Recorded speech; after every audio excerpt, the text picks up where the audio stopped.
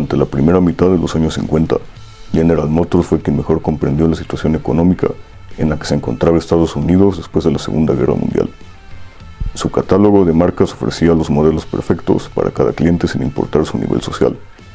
Buick y Oldsmobile dominaban los vehículos de gama media, y Cadillac dominaba en el sector de gama alta. Ford y Chrysler se estaban quedando atrás. Ford contaba con dos submarcas, Lincoln y Mercury, pero en 1956 añadió una tercera marca, Edsel, la cual pretendía ofrecer modelos más adecuados a la situación económica de Norteamérica, y así poder seguir compitiendo con General Motors y Chrysler. Los Edsel se encontraban en el mismo rango de precio que Mercury, y compartían carrocerías con los modelos Lincoln.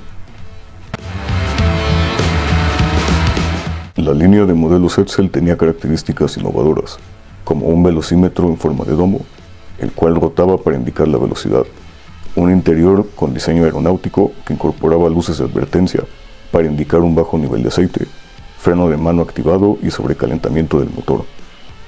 No contaba con control de crucero, pero tenía una alerta en el velocímetro si el conductor excedía los límites de velocidad. Y también introdujeron un sistema de selección de velocidades, el cual consistía en botones en el volante. Este fue llamado Teletouch. También fue el primer modelo en incluir apertura remota del maletero y frenos autoajustables. La línea Edsel contaba con 7 modelos. El primer modelo fue el Edsel Ranger, que fue el modelo base de la marca durante los primeros 2 años. Se ofrecía en versiones coupé, sedán, hardtops de 2 y 4 puertas y una versión convertible. Contaba con un reposabrazos, encendedor de cigarrillos, espejo central, 2 percheros y tapetes de goma color negro. Tenía una distancia entre ejes de casi 3 metros y un motor V8 de 5.9 litros, que generaba 303 caballos de fuerza, junto con una transmisión manual de 3 velocidades, y se estima que fueron producidas 21.301 unidades. El segundo modelo fue el Edsel Pacer, que era la versión más equipada del Edsel Ranger. Aparte de las opciones que ofrecía el Ranger, el Pacer ofrecía tapicería de nylon, tapetes de goma de varios colores, piezas exteriores e interiores de acero inoxidable y molduras en las ventanas. Contaba con el mismo motor del Ranger y aparte ofrecía una versión con un motor V8 de 6.7 litros que entregaba 345 caballos de fuerza, junto con una caja de 3 velocidades, manual o automática, y fueron producidas 20.988 unidades. El tercer modelo fue llamado Edsel Corsair y era el más largo, con una distancia entre ejes de 3.1 metros, y era una versión más lujosa del Pacer, contando con mejores acabados en los interiores y cubiertas de rines de acero inoxidable, y se ofrecía en la versión hardtop de 2 y 4 puertas. Estaba equipado con un motor V8 de 6.7 litros que entregaba 345 caballos de fuerza, y con el sistema de cambios Teletouch automático o manual, y se vendieron 9.887 unidades. En 1959 se ofreció una versión convertible de 2 puertas. El cuarto modelo fue el Edsel Citation, y era el modelo más lujoso de Edsel. Todos los sedanes fueron ofrecidos en su versión hardtop, y también hubo modelos convertibles de 2 puertas. Tenía el mismo motor que el Edsel Corsair y una transmisión únicamente automática de 3 velocidades, con el sistema Teletouch. Además, contaba con un novedoso sistema Edsel Lubricator, el cual hacía que el auto se lubricara por sí solo, siempre y cuando el depósito tuviera aceite, y también contaba con algunas molduras en color oro. Fueron producidas 9.299 unidades. Los últimos 3 modelos fueron vagonetas. La primera vagoneta se llamó Edsel Roundup y fue la versión en vagoneta del Edsel Ranger. Contaba con su mismo motor V8 que entregaba 303 caballos de fuerza.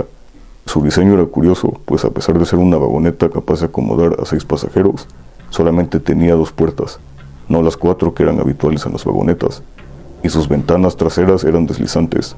Se produjeron 963 unidades.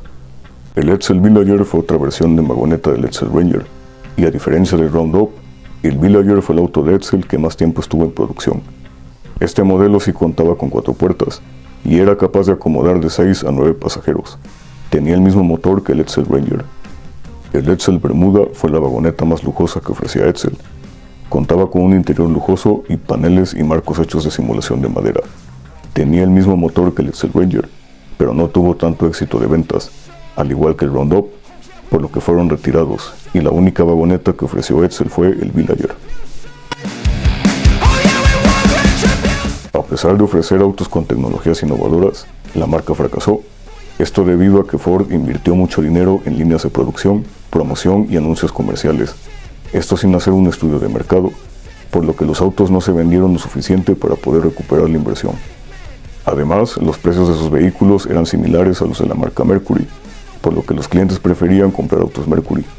Sus motores gastaban mucha gasolina, los modelos tenían menos calidad que los de sus rivales y muchas veces se les instalaban partes equivocadas, debido a la confusión con modelos Ford. Incluso varios modelos salían incompletos de la cadena de producción y sus partes eran difíciles de conseguir. Pero sobre todo, el público pensaba que los modelos Edsel eran feos y que sus rivales ofrecían modelos más llamativos en el mismo rango de precios. Finalmente, Ford descontinuó su marca Edsel en 1960, teniendo una pérdida de $250 millones, equivalentes a 2.57 billones de dólares actuales, siendo este el mayor fracaso en la historia de Ford.